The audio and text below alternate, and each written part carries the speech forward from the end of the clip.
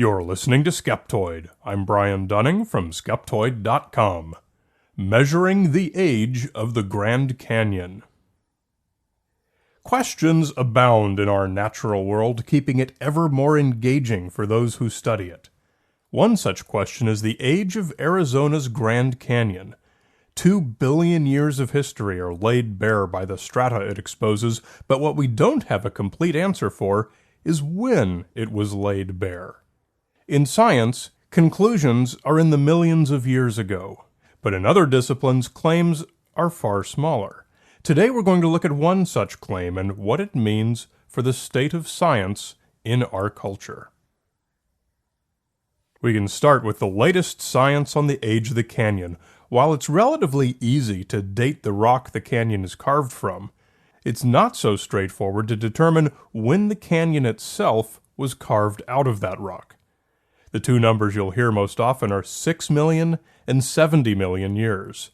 Now, that's quite a large gap, obviously. The basic technique is to look downstream at the deposits. Deposits can be dated by a variety of methods, and we can look for mineral grains that match part of the exposed rock upstream, then check the age of the deposit it's found in. We can also analyze those mineral grains through a technique called Thermo Chronology, which tells us how long ago that rock cooled. When rock is buried deep, say a kilometer underground, it's hot. When a canyon exposes it, it cools. Thus, thermochronologic data is one way that we can date bits of that silt found in the deposits to learn when it was exhumed from the canyon walls. Thermochronology, by the way, is fascinating, but beyond the scope of this episode. Put it on your individual research list.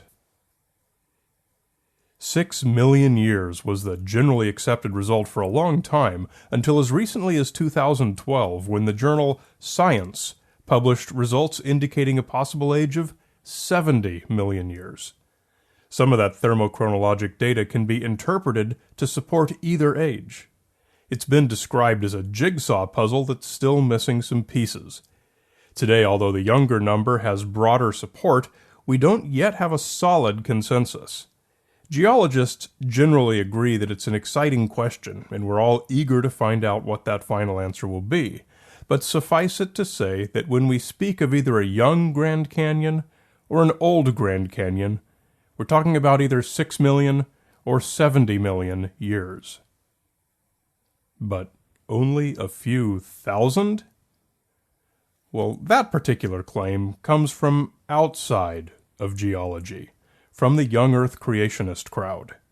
Dedicated to proving the literal truth of the Bible, some creationists have turned their labors to famous big-name landmarks like the Grand Canyon and invented bogus research projects intended to persuade non-scientists that the Earth is young enough to make Genesis factually true. We talked about one such example in episode 146, How Old is the Mount St. Helens Lava Dome? In this case, the idea is to prove that the Grand Canyon is 4,300 years old, which is the date given for Noah's flood by biblical literalists. For a long time, the Grand Canyon has been the victim of many such slanders against geology. A recent example was a scientific research permit application received by the park. It was submitted in November 2013 by Dr. Andrew Arthur Snelling, a geologist, who had credentials that appeared legitimate enough to park personnel. His project was to collect samples from inside the park to study folds in layers of soft sediment, and those samples would be collected on 2 commercial rafting trips coming up in April and July of 2014. Collecting samples of any kind is illegal inside national parks, unless the park grants you a permit to do so. One of the permit's requirements was that at least 2 peer reviews must be provided, showing that your research has been properly evaluated by other scientists. Snelling provided 3. The National Park Service form requires scores be given on a scale of 1 to 5 on each of 5 aspects of the research. Here are the 3 peer reviews Snelling provided. Dr. Timothy Clary, scored 3 5s and 2 4s and made a few minor suggestions for improving the description of the project. His comment, "I rate this proposal as a 5. This proposal will add an important, resolvable piece to our understanding of the canyon that has been missing." Dr. John Whitmore scored all 5s. His comment, "This is a great project and one that should have been completed by someone a long time ago. I'm looking forward to seeing the results." And Raymond Strom scored 4 5s and 1 4. His comment, "This proposal represents, in my opinion, a much-needed step in understanding the nature of folding in rocks." The impressive application landed in the lap of Rhonda Newton, the research permitting coordinator at Grand Canyon. Not knowing who these 3 guys might be, she showed it to Dr. Carl Karlstrom, a professor at the University of New Mexico, who had done a lot of work with the park. Well, the first red flag was that Snelling happens to be the director of research for Answers in Genesis, the young Earth creationism group that runs the Ark Encounter in Kentucky, perhaps the greatest monument to anti-science on the planet. Karlstrom replied to Newton, "Snelling is a creationist who appears to wish to advance his faith that Noah's flood deposited the Cambrian strata. It is not a valid scientific research proposal in my view." And then of Snelling's 3 peer reviewers, "Clary is another creationist, the new geologist for the Institute for Creation Research. This webpage says, Clary wants to tie geology to recent creation." Whitmore seems to be another creationist. He's done some work on Coconino sandstone to cast it as a Noah's flood deposit. Strom, a mineralogist, is another creationist who works with Whitmore. All these people represent the aggressive approach of the Creation Science Foundation. They put forward semi-reputable scientists who try to cast doubt on science. In these types of proposals, you have a hard job. They will cast them as reasonable by limiting the scope to the data and not mentioning conclusions or interpretations. Some of them have credentials of a sort, but they use the results to bolster their avowed creationist agenda. Karlstrom pointed out quite a large number of factual and methodological errors in Snelling's proposal, and also pointed out a number of places outside of Grand Canyon where he could collect identical samples. The project is not well posed and would not get far in any scientific peer review system.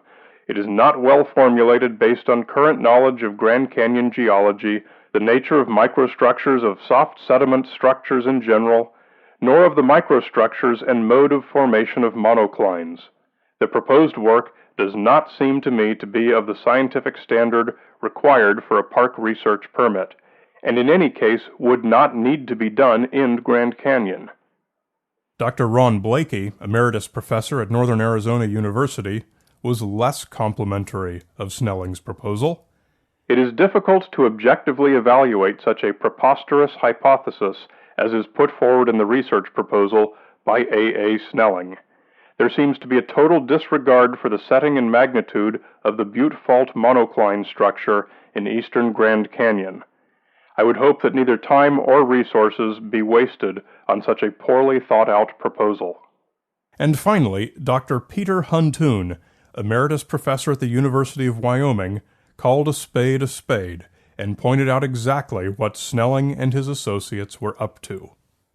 "Over the decades, individuals like Mr. Snelling have earned advanced degrees, thus allowing them to be able to lay claim to being able to present themselves as scientists.